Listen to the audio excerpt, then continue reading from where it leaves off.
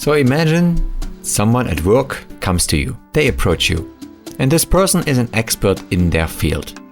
And they ask you, I really have a challenge with this cross-functional team I have to set up. Even after months, the communication is just not flowing. And we're also not growing together as a team. And everybody is still stuck in their silo.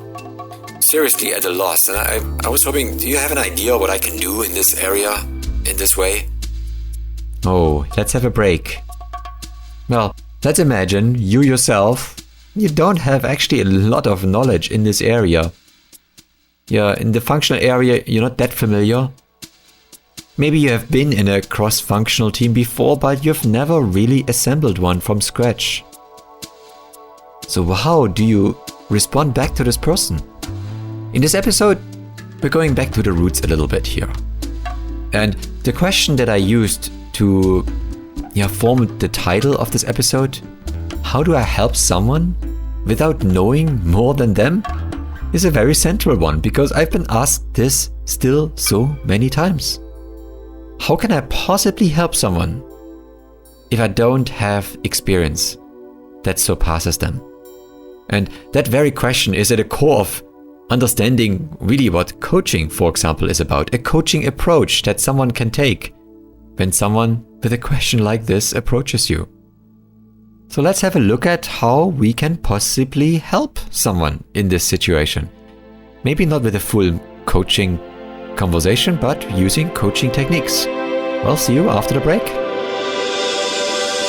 Welcome to the Coaching Leader Podcast, specially crafted for the ears of ambitious people leaders who want to take their own communication skills to a whole new level. We are the home of the IntelliCoach Leader Academy. We are on a mission to give leaders an edge with the most powerful skills of executive coaches so that they can create strong, trusting relationships with their team members, their peers, and yes, their own bosses.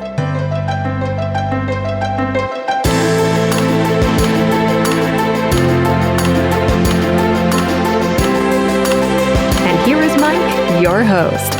Let's get started. So welcome back. So how would you react in such a situation? When an expert in their field approaches you for help in an area, and you maybe are not a functional expert, but they want help from you. What can you do? Well, I can tell you what I often experienced, what is being done in this moment. Let's say I am the person who's being asked for help. And I have that subtle feeling that I don't really know exactly what I would do because I don't have the experience, but I'll just give it my best shot with this person. That's what I'm thinking here. And even though I don't have the experience, they seem to value my opinion, so I'll make an opinionated guess. And the next thing that I say is an opinion. It's a likely opinion, but will it help the other person? They might likely say thank you and be appreciative, but is this the best we can do in this moment? I argue not. And I argue in this case that, well, it feels helpful sometimes to give advice, but especially if we know we don't have the experience, we might in this moment ask them some more questions first.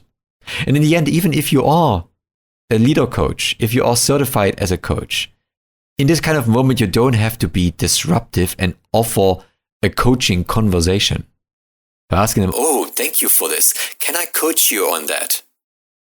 Because that increases for many people a barrier and has a way of formalizing things when all you wanted to have is a conversation. And an offer of a coaching conversation itself suddenly raises the stakes in the ways that you didn't intend to. So what I often do in this moment is I ask the person, thank you for inviting me for my opinion here. I really value that. Is it okay if I ask you a few questions first before I share what I think? And that offer is often something that people find very easy to accept. And it's quite fair, right? That you can't simply straight out give an answer after you've received such a short description of a challenge.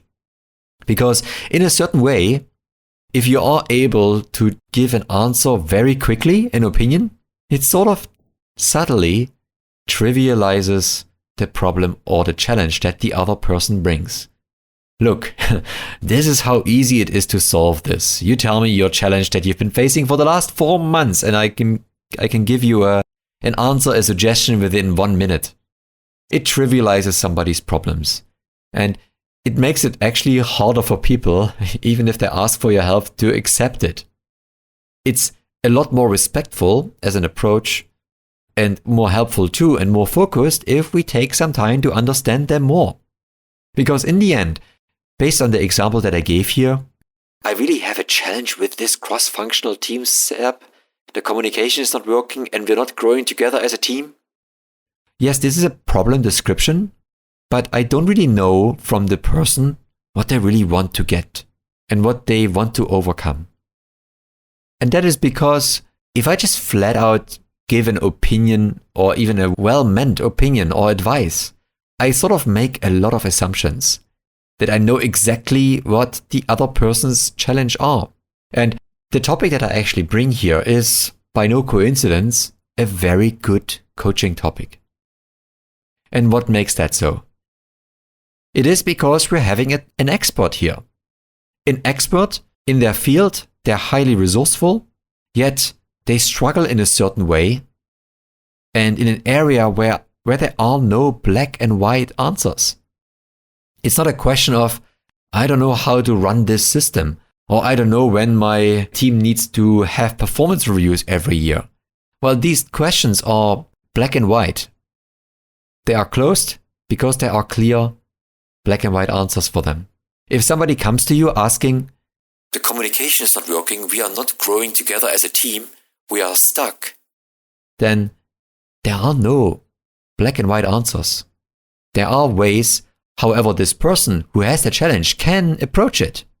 And here what I would do as a coach is to ask them, for example, what do you mean? What do you actually want? What kind of communication do you want? You're saying communication is not flowing. What kind of flowing communication do you want? What's missing? Or the person said, we're not growing together as a team and everyone is stuck in their silo. Based on that, I would, for example, as a coach say, oh, you say 2 things here.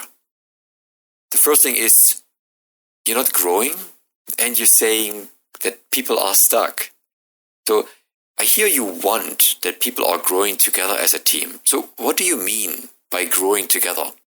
How will that actually look for you? And the second thing you said is, everybody is stuck in their silo. What do you want instead of that? And by these questions that I just asked, well, obviously I would ask them separately and give the person some time and space. But what I do is, I help the other person define and bring out what they already likely know. And make no mistake, the person here who shares the challenges, they are resourceful because they know that people need to grow together. And they do have, I'm absolutely confident, they do know what it means when they say growing. And I don't have to invent that as the person who's trying to help them. The person in front of me knows. And likely the person already knows what they want instead of everyone being stuck. So it is actually completely a waste for me to share what they think they should do because likely this person knows. And very often, and that's another reality that I see so many times, that resourceful, skilled people have these kind of challenges. They know what they need to do. They know they need to approach their cross-functional team in this case to grow together, to communicate more, to get them out of their silos. They need to get across a message, but something is holding them back. And it might be a point of confidence. It might be something around them not being ready. And that exact challenge is what we should help the other person articulate. Because it's highly unique. And it's something we can't even, in many cases, guess. There's no way to guess. And I had this exact case where I asked a colleague about, you want your team to work together, so what is the actual challenge that you're facing here? And this person responded back, yeah, it's because... Names changed, by the way. Yeah, it's really because of James and Miranda in the team. they rarely talk, and but they must. I mean, we're working cross-functionally here, but I see them really not talking. And when you think of this as an answer, could you have come up with this? I certainly did not. I had no idea that it has to do with these two particular people. I would have otherwise, without asking, I would have just told them, well, just invite them to come to your meeting and share maybe a cross-functional perspective. Maybe define some shared KPIs. Maybe have you already created some shared KPIs? Because in that moment, I think maybe you haven't. But ultimately, the person in front of me knew. They knew exactly what is the challenge right now. That James and Miranda rarely talk. And in that moment as a coach, all I had to ask, okay, that's very clear to you. I can sense that you have to address that. And what is your challenge right now in relation to them not talking? And by asking that question, I bring it back to the person in front of me. Because that's another reality. In coaching, we don't have to talk about James and Miranda. They're not here.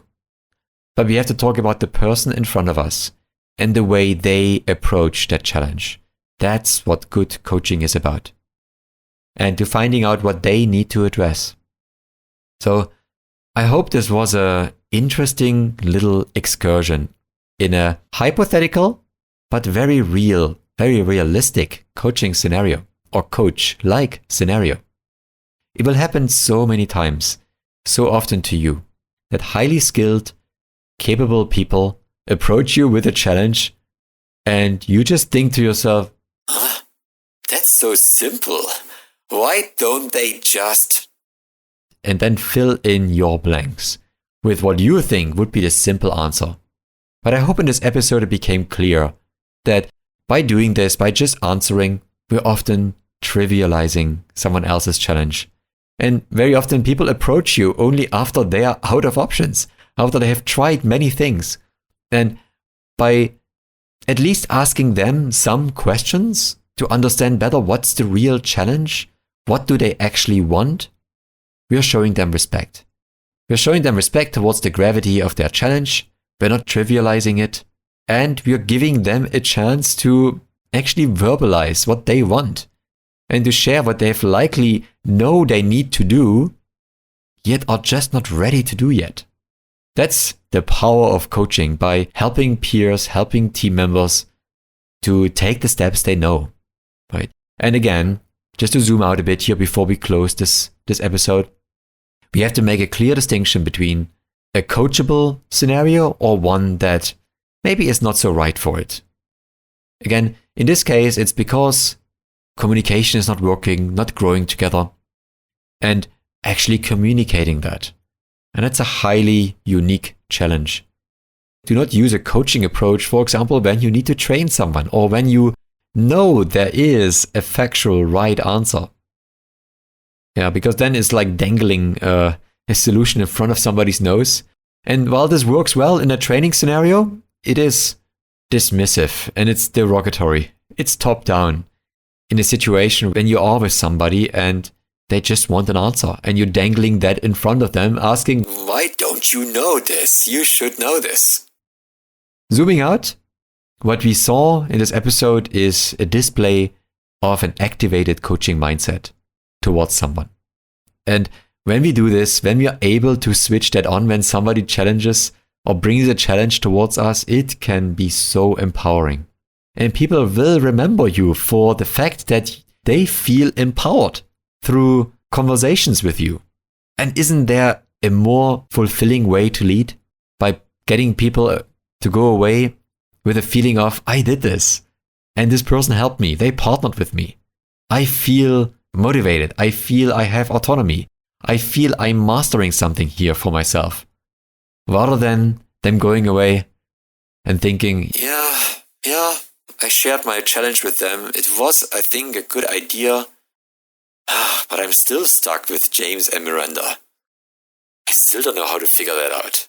But obviously I wouldn't tell them that because they wouldn't even ask me any questions.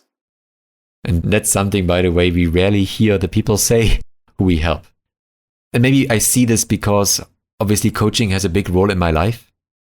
If I approach someone and I want some help from them, it stunts the conversation if this person is only talking and sharing what I should do. It misses a lot. It misses respect for the uniqueness of my challenge. So give respect for the uniqueness of someone else's challenge. And hopefully you can already think of 1, 2, or 3 or 4 maybe cases in the last days where maybe you could have applied that. And hopefully, if you look in your calendar right now for the coming week, you can already think of a few specific meetings where you could apply this, where you could unlock your coaching mindset. And you can offer to ask them some questions first to understand, again, what they want and what their true challenge is. And by the way, what we've learned here today was again a central skill that I teach as part of the Leader Academy program. So I teach leaders how to coach well and how to use coaching skills in every one of their conversations.